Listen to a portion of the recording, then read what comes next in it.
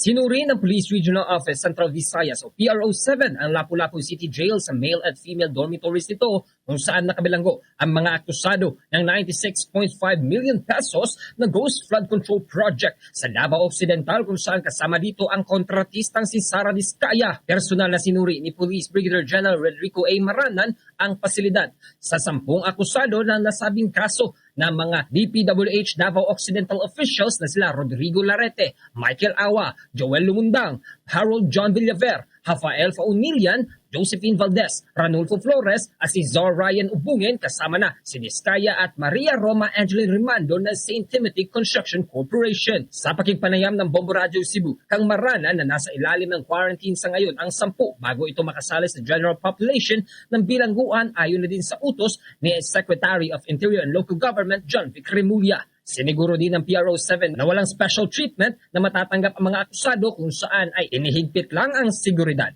dahil sa kanilang takilya ng kaso na kinakaharap patungkol sa anomalya ng flood control project. 6 sa mga akusado ang nasa male dormitory samantalang 4 naman sa female dormitory na nasa kustodiya ng Bureau of Jail Management and Penology, Lapu-Lapu City, Cebu.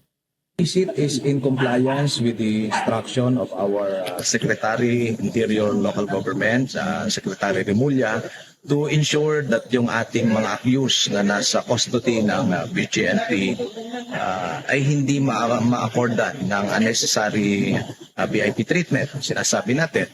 Pangalawa, that they should be treated humanely habang nasa custody ng BGNP. So nag-conduct tayo ng ocular inspection together with the officers of BGMP at nakita natin na nandun talaga sila sa regular jails, no?